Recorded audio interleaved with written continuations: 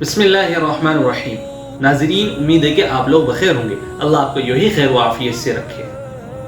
آج جمعۃ المبارک کا دن ہے اور جمعۃ المبارک کے دن ایک بہت اچھی خبر حج کمیٹی آف انڈیا کی طرف سے آئی ہے کہ انشاءاللہ حج کمیٹی آف انڈیا کے آن لائن فارم آپ بھر سکتے ہو، اس کی ابتدا ہو رہی ہے۔ اور حج کمیٹی آف انڈیا نے ایک ایکشن پلان بھی بنایا ہے، جس کے لحاظ سے میں شکریہ ادا کرتا ہوں مختار عباس نقوی اور ان کے ساتھی اور ان کے ساتھ کام کرنے والے زملاء کا کہ ان لوگوں نے ہندوستان کے عازمین اور ہندوستان کے حجاج اکرام کے لیے یہ سوچا اس پینڈیمک اور کورونا کی بیماری کے باوجود۔ اللہ تبارک و تعالی ان کو جزائے خیر عطا فرمائے، آمین۔ ساتھیو، حج کمیٹی آف انڈیا نے ایک لاہی عمل اور ایک ایکشن پلان جو عازمین حج ہندوستان سے جو حج پرفارم کرنے جانے والے ہیں ان کے لیے تیار کیا ہے۔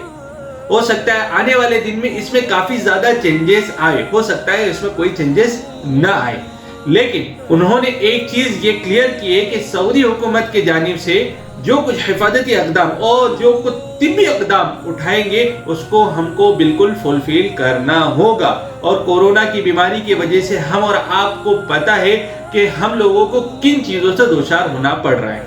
سب سے پہلے تو یہ خوشخبری یاد رکھیں کہ 7 تاریخ سے حج کمیٹی آف انڈیا کے فارم کی ابتدا ہو رہی ہے۔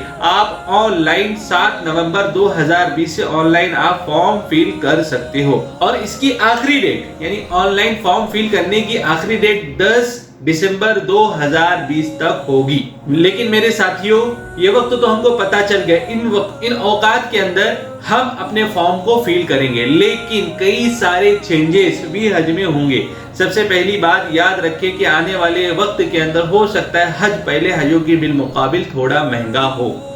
بہت سارے چینجز ہوئے ہیں اور ایکشن پلان کے اندر بہت ساری چیزیں آئی ہیں، جن میں سے کچھ چیزیں میں آپ کے سامنے رکھتا ہوں اور میں کلیئر آپ لوگوں کے سامنے یہ عرض کروں گا، ہو سکتا ہے اس طریقے سے ہو سکتا ہے اس میں آگے چل کر کچھ چینجز بھی آئے کہ جو سب سے بڑا چینجز ہوگا کہ ایک کور نمبر پر آپ 3 ہی لوگ آپ ٹریول کر پائیں گے۔ اس کی وجہ یہ ہے کہ جو حکومت کی جانب سے جو پروٹوکول اور جو ان کے حفاظتی اقدام جو سعودی گورنمنٹ نے دیے ہیں کہ ایک روم میں میکسیمم 3 لوگ رہ سکتے ہیں، 2 لوگ یا 3 لوگ، تو اسی کو مد نظر رکھتے ہوئے حکومت نے یہ طے کیا ہے کہ آنے والے دن میں جو حجاج اکرام جو عازمین حج کے لیے جانا چاہتے ہیں تو ان کے کور نمبر میں میکسیمم 3 لوگ ہو، تاکہ روم کے الاٹمنٹ میں ان کو بھی آسانی ہو اور آپ کو بھی سہولت ہو جاوے۔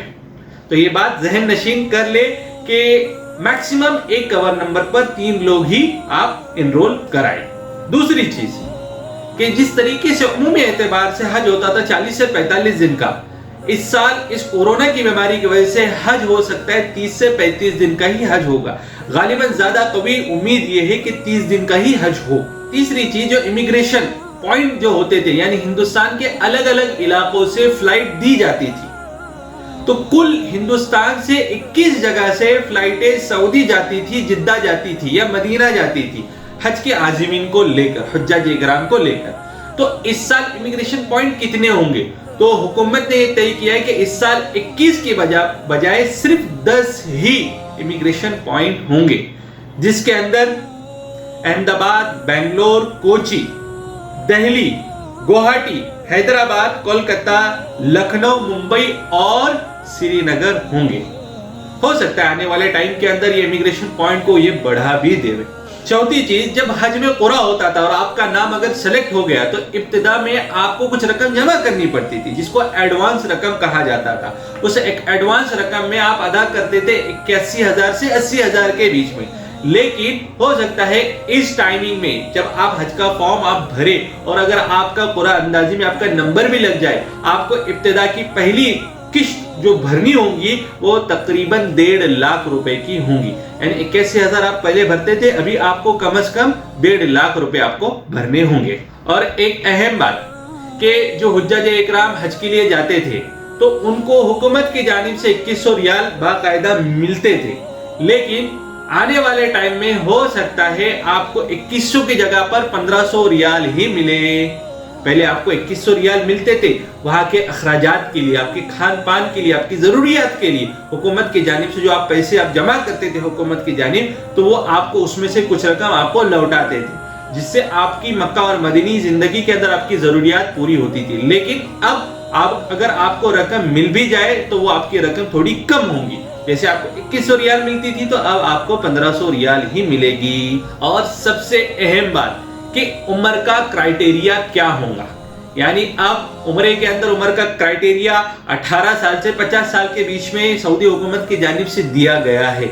लेकिन हज के अंदर जो इंडियन गवर्नमेंट ने और जो हज कमेटी ऑफ इंडिया ने जो एक्शन प्लान बनाया है, जो लाही अमल बनाया है, उसमें उन्होंने उम्र का जो क्राइटेरिया डाला है वो 18 साल से 65 साल के बीच में के लोग ट्रैवल कर सकते हो, यानी इन्फेंट नहीं ट्रैवल कर सकता, चाइल्ड नहीं ट्रैवल कर सकता, और 65 साल के उम्र के भी बुजुर्ग लोग ट्रैवल नहीं कर सकते हैं। तो इसलिए ये भी बात बिल्कुल ज़हन नशीन कर लीजिए। और एक अहम बात कि हम और आप लोगों को एक चॉइस होती थी कि आप अजीजिया भी ले सकते हो और आप नजदीक के होटल भी आप ले सकते हो, जिसको ग्रीन और अजीजिया कहा जाता था।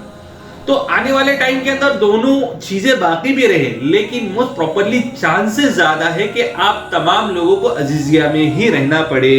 इसके अंदर हो सकता है आने वाले टाइम में आप नजदीक भी यानी ग्रीन में भी रह सकते हो सकता है आप सिर्फ और सिर्फ अजीजिया का ही पूरा के पूरा खित्ता चालू रहे। तो इसलिए ये भी जहन नशीन कर ले, क्योंकि बुजुर्गों ये बात आप बेहतर जानते हैं कि जब हिफाजती अक़दाम आएंगे, जब जिम्मेदारियां हज कमेटी पे इतनी आएंगी सऊदी की जानिब से, तो उनके लिए भी इंतजाम करना मुश्किल और दुर्भर होगा। अल्लाह ताला इन इंतजामात करने वालों को जज़ाए खैर देवे, और अल्लाह तबारक व ताला जो हुज्जज इकराम जा रहे हज के लिए, अल्लाह उनके सफर को आसान फरमाए और उन पर जो मुश्किलात जो परेशानियां आ रही है अल्लाह उन तमाम को हल फरमा दे। आमीन। जज़ाकुमुल्लाहु खैरा व अहसनल जज़ा।